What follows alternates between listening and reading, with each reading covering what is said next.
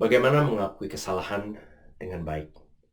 Amsal 28 ayat yang ke-13 mengatakan, "Siapa menyembunyikan pelanggarannya tidak akan beruntung, tetapi siapa mengakuinya dan meninggalkannya akan disayangi." Di dalam buku Resolving Everyday Conflict dan di beberapa seminarnya, Ken Sande memberikan apa yang ia sebut sebagai the 7 A's of a good confession. Saudara bisa melihatnya di slide di layar ini. Saudara, ini adalah 7 A yang menurut saya sangat membantu kita untuk memikirkan bagaimana mengakui kesalahan dengan baik secara holistik. Yang pertama adalah address everyone involved. Kita mulai dengan mengakui kesalahan kita kepada Tuhan, lalu kepada semua orang yang terlibat. Misalnya, kalau kita membentak pasangan kita di depan anak-anak atau anggota keluarga yang lain, kita bukan saja harus mengakui kesalahan kita kepada pasangan kita, tetapi juga kepada anak-anak dan anggota keluarga yang lain. Yang kedua, avoid ifs, buts, or maybe. Sudah kita mengecilkan kesalahan kita waktu kita minta maaf dengan embel-embel kalau, tapi, atau mungkin. Contohnya, kita mengatakan, maaf ya kalau aku bikin kamu marah. Saudara, waktu kita mengatakan ini, kita tidak benar-benar tahu atau bahkan mungkin tidak peduli sebetulnya apa yang membuat orang lain marah. Kita hanya mengucapkan itu untuk entah melarikan atau menyangkal adanya masalah yang ada. Contoh yang lain adalah kita dapat mengatakan, sorry, aku tahu kalau aku pakai kata-kata yang menyakitkan, tapi kamu juga yang mulai.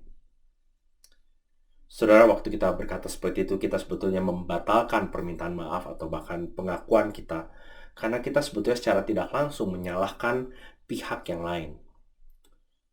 Kebenaran yang sesungguhnya sebetulnya terkandung di apapun yang kita ucapkan setelah kata tetapi. Sebetulnya kamu yang salah. Kalau kamu tidak seperti itu, aku tidak bakal bersikap seperti ini.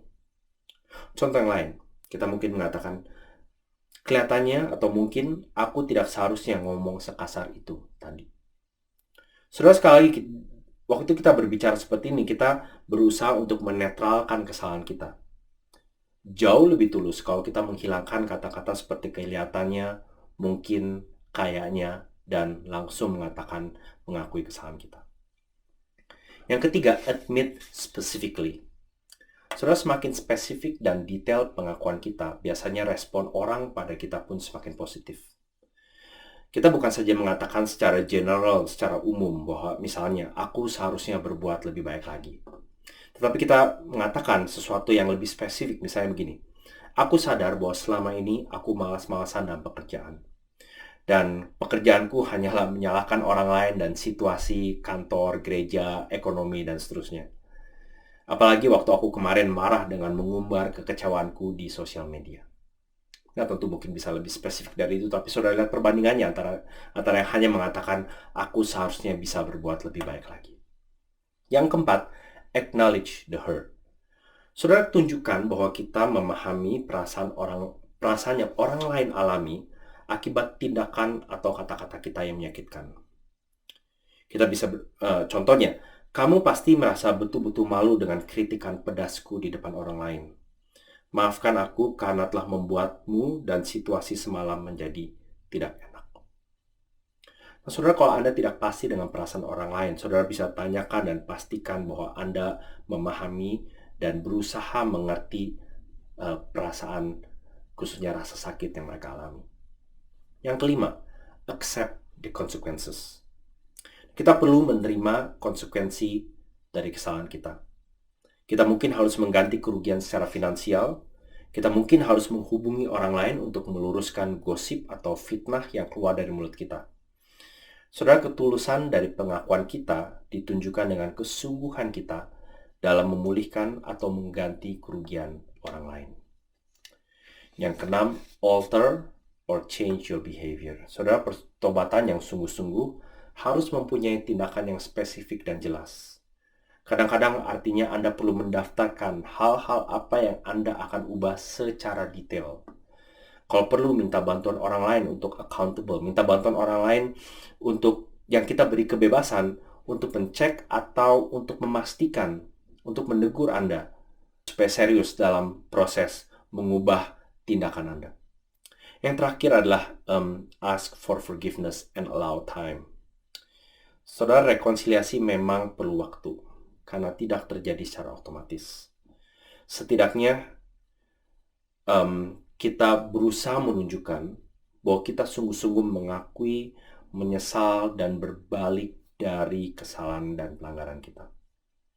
Dan waktu kita meminta maaf pada orang lain, kita tidak memaksa, kita harus memberikan mereka waktu untuk mengampuni kita seluruhnya.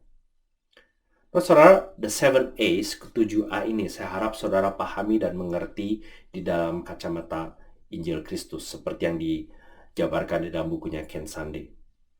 Artinya kita menyadari bahwa perlu waktu untuk setiap dari kita mengerti dan mengaplikasikan prinsip yang menurut saya sangat berguna ini. Di dalam hubungan yang sifatnya long term seperti pacaran, pernikahan, keluarga, saya mengencourage saudara untuk berikan waktu satu sama lain. Saya yakin, bahkan saya pun tidak akan bisa menjalani secara sempurna. Tapi kita berharap saudara dengan berjalannya waktu kita semakin baik dalam bukan saja mengakui kesalahan, tetapi juga memberikan pengampunan. Yang lain, yang faktor yang penting juga adalah ini. Dalam konflik, sempatkan dan berikan prioritas untuk berdoa.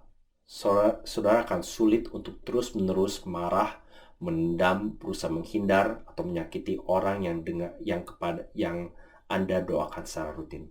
Pakai doa sebagai kesempatan untuk Allah membukakan bukan saja pikiran kita, hati orang lain, tetapi juga kesempatan untuk membawa damainya di dalam hidup saudara, di keluarga, di tempat kerja, dan di gereja. Tuhan berkati.